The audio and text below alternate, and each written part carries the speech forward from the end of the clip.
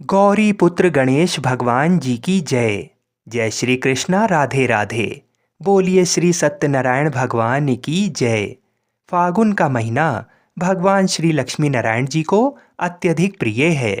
वैसे तो पूरे फागुन मास में श्री सत्यनारायण भगवान की कथा को सुनने से अनंत फलों की प्राप्ति होती है, किंतु फागुन पूर्णिमा के दिन श्री सत्यनारायण भगवान की कथा को सुनने से मनुष्यों के सभी पाप और संकट कट जाते हैं तथा सभी मनोकामनाओं की पूर्ति होती है। तो आइए भगवान श्री लक्ष्मी नारायण जी के चरणों का ध्यान करते हुए आज पूर्णिमा के दिन बड़ी ही श्रद्धा और प्रसन्न चित मन से श्री सत्यनारायण भगवान की कथा को सुनते हैं। इस कथा को पूरा अवश्य सुनिएगा। सनातन धर्म से जुड़ा शायद ही कोई ऐसा व्यक्ति होगा जिसने श्री सत्यनारायण कथा का नाम ना सुना हो।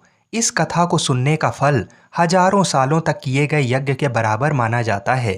शास्त्रों के मुताबिक ऐसा माना गया है कि इस कथा को सुनने वाला व्यक्ति अगर व्रत रखता है तो उसके जीवन के दुखों को श्री हरि विष्णु खुद ही हर लेते हैं। स्कंद पुराण के मुताबिक भगवान सत्यनारायण श्री हरि विष्णु का ही दूसरा रूप है। इस कथा की महिमा को भगवान सत्यनारायण ने अपने मुख से देवर्षि नारद को बताया है। पूर्णिमा के दिन इस कथा को सुनने का विशेष महत्व है। कलयुग में इस व्रत कथा को सुनना बहुत प्रभावशाली माना गया है। तो हमारी आपसे विनम्र विनती है कि इस कथा को पूरा अवश्य सुनिएगा। जो लोग पूर्णिमा के दिन कथा नहीं सुन पाते हैं वे कम से कम भगवान सत्यनारायण का मन में ध्यान कर लें, विशेष लाभ होता है। पुराणों में ऐसा भी बताया गया है कि जिस स्थान पर श्री सत्यनारायण भगवान की पूजा होती है वहाँ गौरी, गणेश, नवग्रह और समस्त दिक्पाल आ जाते हैं। केले के पेड़ के नीचे अथवा घर के ब्रह्म स्थान पर पूजा करना उत्तम फल देता है।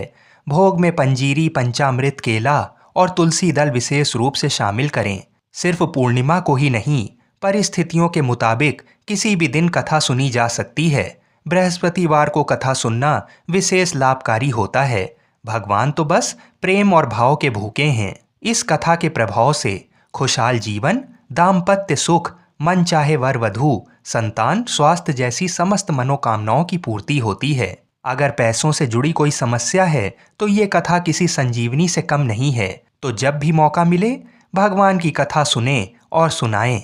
आइए भगवान श्री लक्ष्मी नारायण जी के चरणों का ध्यान करते हुए इस कथा को सुनते हैं। एक समय की बात है, नैमिषारण्य तीर्थ में सौनक आदि 88,000 ऋषियों ने श्री सूत जी से पूछा, हे प्रभु, इस कलयुग में वेद विद्या रहित मनुष्य को प्रभु भक्ति किस प्रकार मिल सकती है तथा उनका उद्धार कैसे होगा। हे मुनि श्रेष्ठ, कोई ऐसा तप बताइए जिससे थोड़े समय में ही पुण्य मिले और मनोवांछित फल भी मिल जाए। इस प्रकार की कथा सुनने की हम इच्छा रखते हैं। सर्वशास्त्रों के ज्ञाता सूत जी बोले, हे वैष्णवों में पूज्य, आप सभी ने प्राणियों के हित की बात पूछी है, इसलिए मैं एक ऐसे श्रेष्ठ व्रत को आप लोगों को बताऊंगा जिसे नारद जी ने लक्ष्मी नारायण जी से पूछा था और लक्ष्मीपति ने मुनि श्रेष्ठ नारद जी से कहा था, आप सब इसे ध्यान से सुनिए। एक समय की बात है, योगी राज नारद जी दूसरों के हित की इच्छा लिए अनेकों लोकों में घूमते हुए मृत्यु लोक में आ पहुंचे। यहाँ उन्होंने अनेक योनियों में जन्मे प्राय सभी मनुष्यों को अपने कर्मों द्वारा अनेकों दुखों से पीड़ित देखा। उनका दुख देख नारद जी सोचने लगे कि कैसा यत्न किया जाए जिसके करने से निश्चित रूप से मानव के दुखों का अंत हो जाए। इसी प्रकार पर मनन करते हुए वह विष्णु लोक में गए। वहाँ वह देवों के ईश नारायण की स्तुति करने लगे, जिनके हाथों में शंख, चक्र, गदा और पद्म थे। गले में वरमाला पहने हुए थे। स्तुति करते हुए नारद जी बोले, हे भगवान, आप अत्यंत शक्ति से संपन्न हैं। मन तथा वाणी भी आपको नहीं पा सकती। आपका आदि, मध्य तथा अंत नहीं है। निर्गुण स्वरूप सृष्टि के कारण भक्तों के दुख को दूर करने वाले हैं। आपको मेरा नमस्कार है। नारद जी की स्तुति सुन विष्णु भगवान बोले, हे मुनि श्रेष्ठ, आपके मन में क्या बात है? आप किस काम के लिए पधारे हैं? उसे निसंकोच कहो। इस पर नारद मुनि बोले कि मृत्यु लोक में अनेक योनियों में जन्मे मनुष्य अपने कर्मों के द्वारा अनेकों दुख से दुखी हो रहे हैं। हे नाथ, आप मुझ पर दया रखते हैं तो बताइए कि वो मनुष्य थोड़े प्रयास से ही अपने दुखों से कैसे छुटकारा पा सकते हैं। तब श्री हरि बोले, हे नारद, मनुष्यों की भलाई के लिए तुमने बहुत अच्छी बात पूछी है।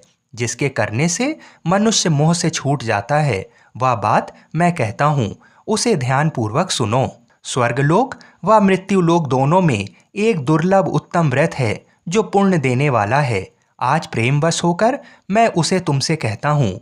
श्री सत्यनारायण भगवान का ये व्रत अच्छी तरह विधान पूर्वक करके मनुष्य तुरंत ही यहाँ सुख भोग कर मरने पर मोक्ष पाता है।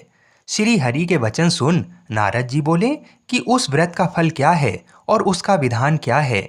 ये व्रत किसने किया था, इस व्रत को किस दिन करना चाहिए, सभी कुछ विस्तार से बताइए। नारद जी की बात सुनकर श्री हरि बोले, दुख व शोक को दूर करने वाला, ये सभी स्थानों पर विजय दिलाने वाला है। मानव को भक्ति व श्रद्धा के साथ शाम को श्री सत्यनारायण की पूजा धर्मपरायण होकर ब्राह्मणों व बंधुओं के साथ करनी चाहिए। भक्ति भाव से ही नैवेद्य, केले का फल, घी, दूध और गेहूं का आटा सवाया लें।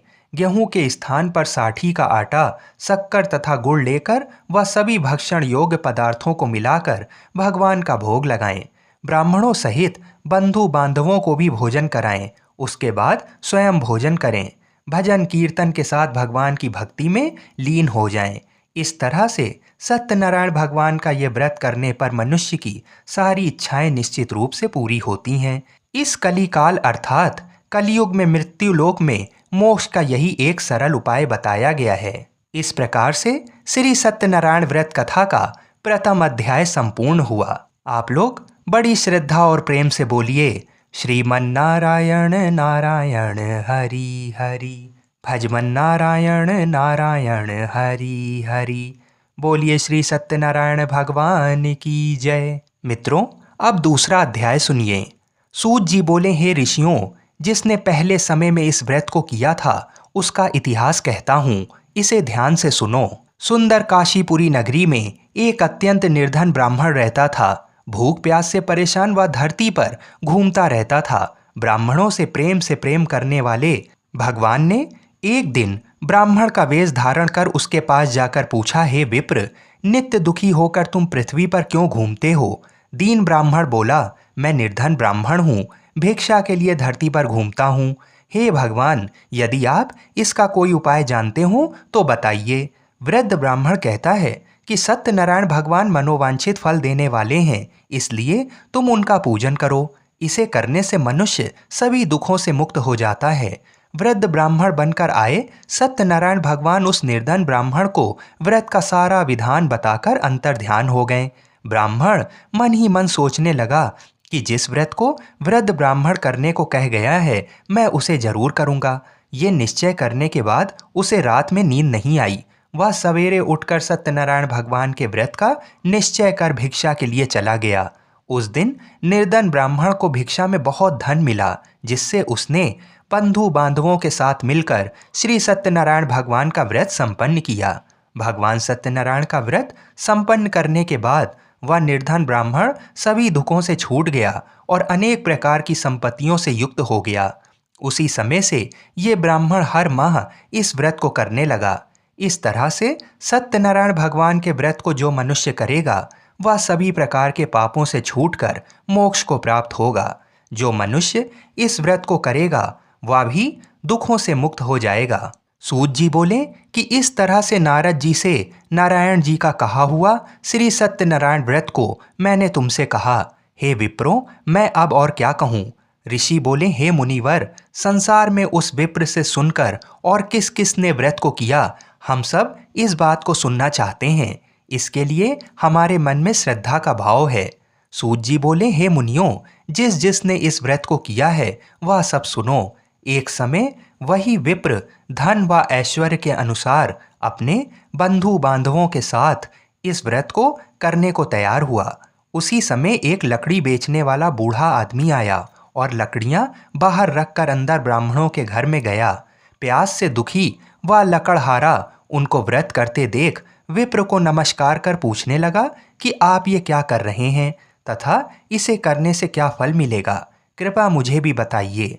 ब्राह्मण ने कहा कि सब मनोकामनाओं को पूरा करने वाला ये सत्यनारायण भगवान का व्रत है। इनकी कृपा से ही मेरे घर में धन धान्य आदि की वृद्धि हुई है। विप्र से सत्यनारायण व्रत के बारे में जानकर लकड़हारा बहुत प्रसन्न हुआ। चरणामृत लेकर वह प्रसाद खाने के बाद वह अपने घर गया। लकड़हारे ने अपने मन में संकल्प लिया कि आज लकड़ी बेचने से जो धन मिलेगा उसी से श्री सत्यनारायण भगवान का उत्तम व्रत करूंगा। मन में इस विचार को ले बूढ़ा आदमी सिर पर लकड़ियां रख उस नगर में बेचने गया जहां धनी लोग ज्यादा रहते थे। उस नगर में उसे अपनी लकड़ियों का दाम पहले से 4 गुना अधिक मिलता है। बूढ़ा प्रसन्नता के साथ दाम लेकर केले, शक्कर, घी, दूध, दही और गेहूं का आटा ले और सत्यनारायण भगवान के व्रत की अन्य सामग्रियां लेकर अपने घर गया। वहां उसने अपने बंधु बांधवों को बुलाकर विधि विधान से सत्यनारायण भगवान का पूजन और व्रत किया। इस व्रत के प्रभाव से वह बूढ़ा लकड़हारा धन, पुत्र आदि से युक्त होकर संसार के समस्त सुख भोग कर अंतकाल में वैकुंठ धाम चला गया। इस प्रकार से श्री सत्यनारायण व्रत कथा का दूसरा अध्याय संपूर्ण हुआ। आप लोग बड़े श्रद्धा और प्रेम से बोलिए श्रीमन नारायण नारायण हरि हरि, भजवन नारायण नारायण हरि हरि। बोलिए श्री सत्यनारायण भगवान की जय। मित्रों, अब श्री सत्यनारायण कथा का तीसरा अध्याय सुनिए। सूत जी बोले, हे श्रेष्ठ मुनियों, अब आगे की कथा कहता हूँ। पहले समय में उल्कामुख नाम का एक बुद्धिमान राजा था। वह सत्यवक्ता और जितेंद्रिय था। प्रतिदिन देव स्थानों पर जाता और निर्धनों को धन देकर उनके कष्ट दूर करता था। उसकी पत्नी कमल के समान मुख वाली तथा सती साध्वी थी। भद्रशिला नदी के तट पर उन दोनों ने श्री सत्यनारायण भगवान का व्रत किया। उसी समय साधु नाम का एक वैश्य आया। उसके पास व्यापार करने के लिए बहुत सा धन भी था। राजा को व्रत करते देखकर वह विनय के साथ पूछने लगा, हे राजन, भक्ति भाव से पूर्ण होकर आप ये क्या कर रहे हैं? मैं सुनने की इच्छा रखता हूँ, तो आप मुझे बताइए। राजा बोला, हे साधु, अपने बंधु बांधवों के साथ पुत्र आदि की प्राप्ति के लिए एक महाशक्तिमान श्री सत्यनारायण भगवान का व्रत व पूजन कर रहा हूँ। राजा के वचन सुन साधु आदर से बोला, हे राजन, मुझे इस व्रत का सारा विधान कहिए। आपके कथानुसार मैं इस व्रत को करूँगा। आपके कथानुसार मैं भी इस व्रत को करूँगा। मेरी भी संतान नहीं है और इस व्रत को करने से निश्चित रूप से मुझे संतान की प्राप्ति होगी। राजा से व्रत का सारा विधान सुन व्यापार से निवृत्त हो वह अपने घर गया। साधु वैश्य ने अपनी पत्नी को संतान देने वाले इस व्रत का वर्णन कह सुनाया और कहा कि जब मेरी संतान होगी तब मैं इस व्रत को करूँगा। साधु ने इस तरह के वचन अपनी पत्नी लीलावती से कहे। एक दिन लीलावती पति के साथ आनंदित हो सांसारिक धर्म में प्रवृत्त होकर सत्यनारायण भगवान की कृपा से गर्भवती हो गई। 10वें महीने में उसके गर्भ से एक सुंदर कन्या ने जन्म लिया। दिनों दिन वह ऐसे बढ़ने लगी कि जैसे कि शुक्ल पक्ष का चंद्रमा बढ़ता है। माता पिता ने अपनी कन्या का नाम कलावती रखा। एक दिन लीलावती ने मीठे शब्दों में अपने पति को याद दिलाया कि आपने सत्यनारायण भगवान के जिस व्रत को करने का संकल्प किया था उसे करने का समय आ गया है। आप इस व्रत को करिए। साधु बोला कि हे प्रिय, इस व्रत को मैं उसके विवाह पर करूंगा। इस प्रकार अपनी पत्नी को आश्वासन देकर वह नगर को चला गया। कलावती पिता के घर में रह वृद्धि को प्राप्त हो गई। साधु ने एक बार नगर में अपनी कन्या को सखियों के साथ देखा तो तुरंत ही दूत को बुलाया और कहा कि मेरी कन्या के लिए योग्य वर देख कर आओ। साधु की बात सुनकर दूत कंचन नगर में पहुंचा और वहां देखभाल कर लड़की के सुयोग्य वाणिक पुत्र को ले आया। सुयोग्य लड़के को देख साधु ने बंधु बांधवों को बुलाकर अपनी पुत्री का विवाह कर दिया। लेकिन दुर्भाग्य की बात ये कि साधु ने अभी भी श्री सत्यनारायण भगवान का व्रत नहीं किया। इस पर श्री भगवान क्रोधित हो गए और श्राप दिया कि साधु को अत्यधिक दुख मिले। अपने कार्य में कुशल साधु बनिया जमाई को लेकर समुद्र के पास स्थित होकर रत्नासारपुर नगर में गया। वहां जाकर दामाद ससुर दोनों मिलकर चंद्रकेतु राजा के नगर में व्यापार करने लगे। एक दिन भगवान सत्यनारायण की माया से एक चोर राजा का धन चुराकर भाग रहा था। उसने राजा के सिपाहियों को अपना पीछा करते देख चुराया हुआ धन वहां रख दिया, जहां साधु अपने जमाई के साथ ठहरा हुआ था। राजा के सिपाहियों ने साधु वैश्य के पास राजा का धन पड़ा देखा तो वह ससुर जमाई दोनों को बांधकर प्रसन्नता से राजा के पास ले गए और कहा कि इन दोनों चोरों को हम पकड़ लाए हैं, आप आगे की कार्यवाही की आज्ञा दें। राजा की आज्ञा से उन दोनों को कठिन कारावास में डाल दिया गया और उनका सारा धन भी उनसे छीन लिया गया। श्री सत्यनारायण भगवान से श्राप से साधु की पत्नी भी बहुत दुखी हुई। घर में जो धन रखा था उसे चोर चुरा ले गए। शारीरिक तथा मानसिक पीड़ा व भूख प्यास से अति दुखी हो अन्न की चिंता में कलावती ब्राह्मण के घर गई। वहां उसने श्री सत्यनारायण भगवान का व्रत होते देखा, फिर कथा भी सुनी। वह प्रसाद ग्रहण कर वह रात को घर वापस आई। माता ने कलावती से पूछा कि हे पुत्री, अब तक तुम कहाँ थी, तेरे मन में क्या है?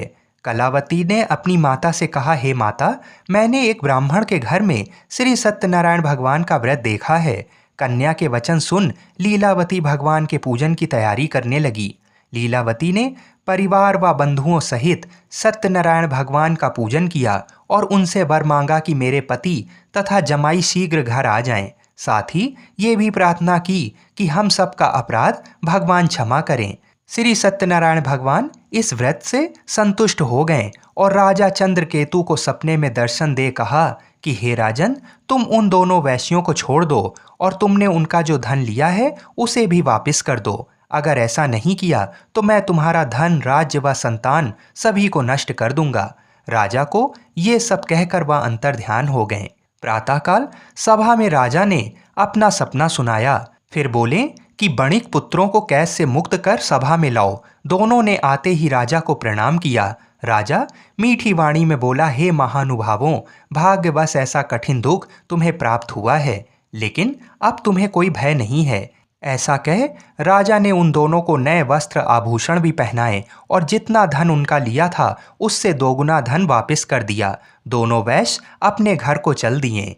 इस प्रकार से श्री सत्यनारायण भगवान व्रत कथा का तीसरा अध्याय यहीं पर संपूर्ण हुआ।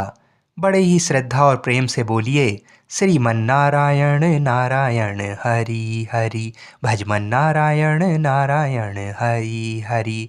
बोलिए श्री सत्यनारायण भगवान की जय। मित्रों, आइए अब श्री सत्यनारायण भगवान की कथा का चौथा अध्याय सुनते हैं।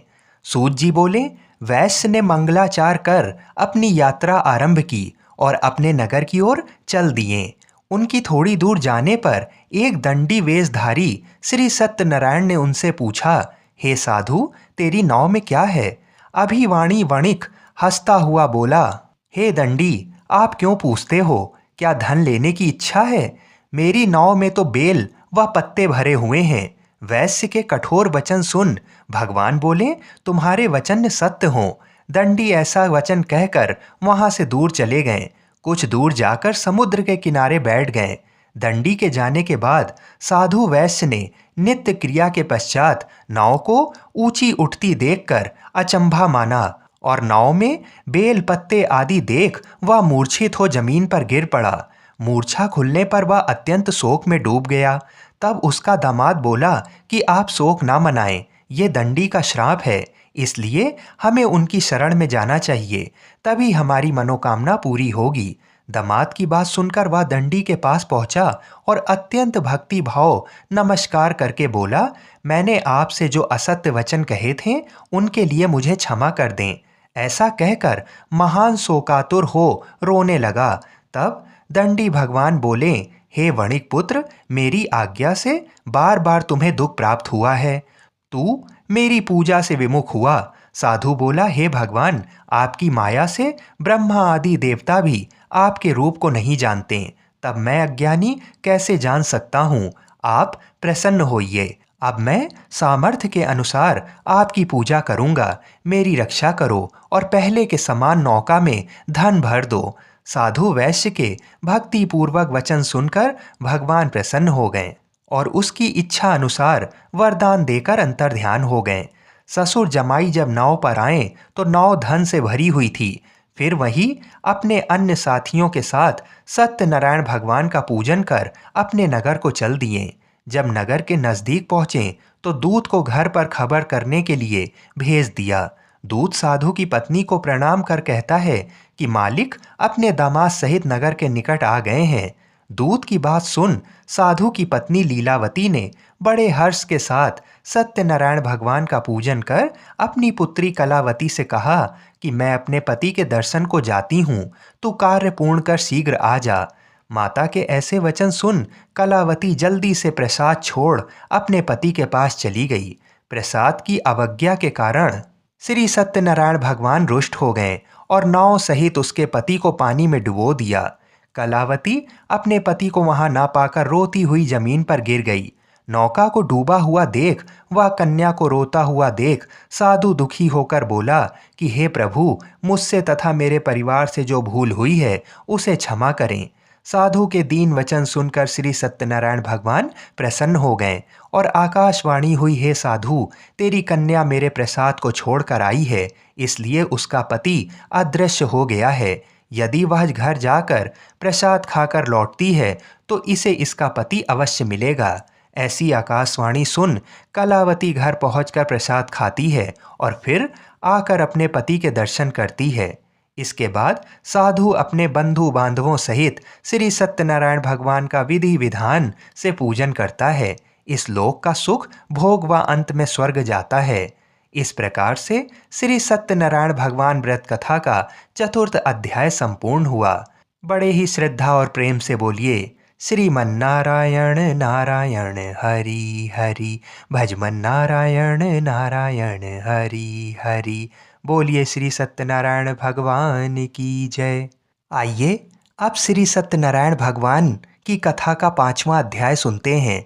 सूत जी बोले, हे ऋषियों, मैं और भी एक कथा सुनाता हूँ, उसे भी ध्यानपूर्वक सुनो। प्रजापालन में लीन तुंगध्वज नाम का एक राजा था। उसने भी भगवान का प्रसाद त्याग कर बहुत ही दुख सहन किया।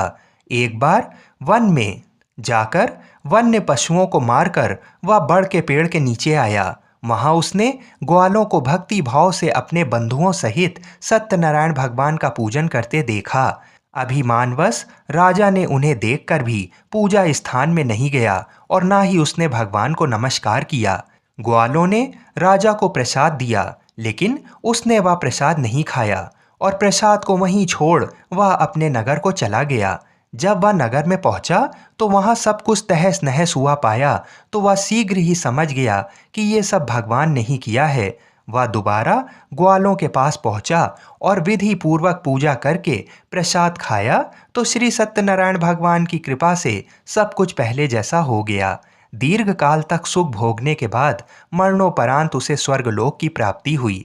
जो मनुष्य परम दुर्लभ इस व्रत को करेगा तो भगवान सत्यनारायण की अनुकंपा से उसे धन धान्य की प्राप्ति होगी। निर्धन धनी हो जाता है और भय मुक्त हो जीवन जीता है। संतानहीन मनुष्य को संतान सुख मिलता है और सारे मनोरथ पूर्ण होने पर मानव अंतकाल में बैकुंठ धाम को जाता है। सूत जी बोले, जिन्होंने पहले इस व्रत को किया है अब उनके दूसरे जन्म की कथा कहता हूँ।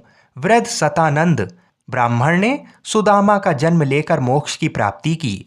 लकड़हारे ने अगले जन्म में निषाद बनकर मोक्ष प्राप्त किया। उल्का मुख नाम का राजा दशरथ होकर वैकुंठ को गए। साधु नाम के वैश्य ने मोर ध्वज बनकर अपने पुत्र को आरे से चीर कर मोक्ष पाया।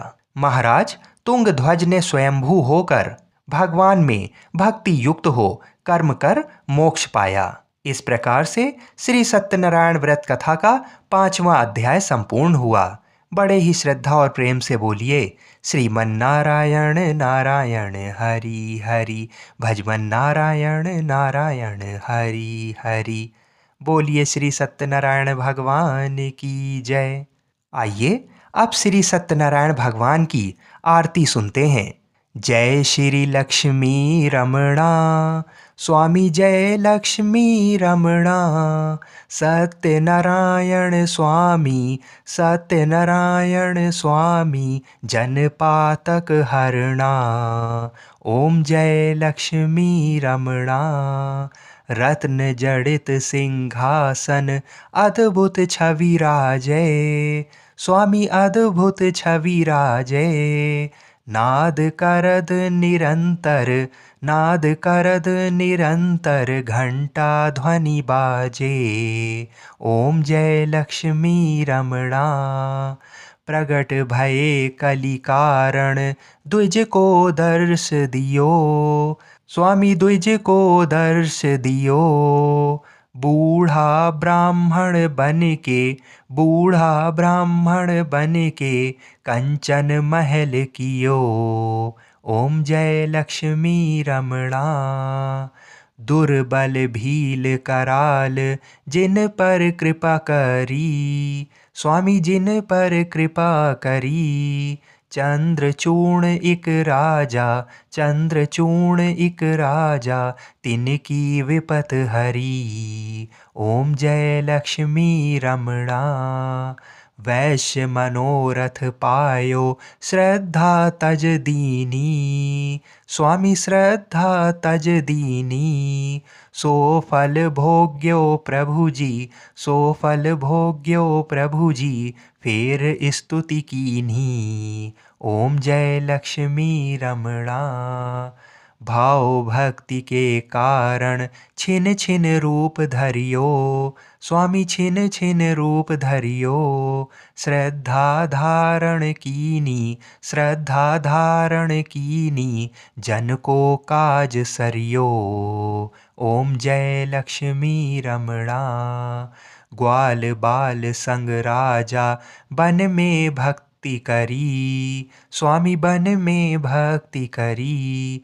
मन वांछित फल दीना, मन वांछित फल दीना दीन दयाल हरि। ओम जय लक्ष्मी रमणा। चढ़त प्रसाद सवाया कदली फल मेवा। स्वामी कदली फल मेवा। धूप दीप तुलसी से, धूप दीप तुलसी से राजी सत देवा। ओम जय लक्ष्मी रमणा। श्री सत्यनारायण जी की आरती जो कोई नर गावे। स्वामी आरती जो कोई नर गावे। कहत शिवानंद स्वामी, कहत शिवानंद स्वामी मन वांछित फल पावे। ओम जय लक्ष्मी रमणा। बोलिए श्री सत्यनारायण भगवान की जय। मित्रों, पूरी सत्यनारायण व्रत कथा का निहितार्थ ये है कि लौकिक एवं परलौकिक हितों की साधना के लिए मनुष्य को सत्य आचरण का व्रत लेना चाहिए। सत्य ही भगवान है, सत्य ही विष्णु है। लोक में सारी बुराइयों, सारे कलेशों, सारे संघर्षों का मूल कारण है सत्य आचरण का अभाव। सत्यनारायण व्रत कथा पुस्तिका में इस संबंध में एक श्लोक है जिसका अर्थ है, सत्यनारायण व्रत का अनुष्ठान करके मनुष्य सभी दुखों से मुक्त हो जाता है। कली काल में सत्य की पूजा विशेष रूप से फलदायी है। सत्य के अनेक नाम हैं, यथा सत्यनारायण, सत्यदेव, सनातन, सत्य रूपी विष्णु। भगवान कलयुग में अनेक रूप धारण करके लोगों को मनवांछित फल देंगे। इसी प्रकार से श्री सत्यनारायण व्रत कथा संपूर्ण हुई। श्रीमन नारायण नारायण हरि हरि, भजमन नारायण नारायण हरि हरि। बोलिए श्री सत्यनारायण भगवान की जय। जय जय श्री राधे।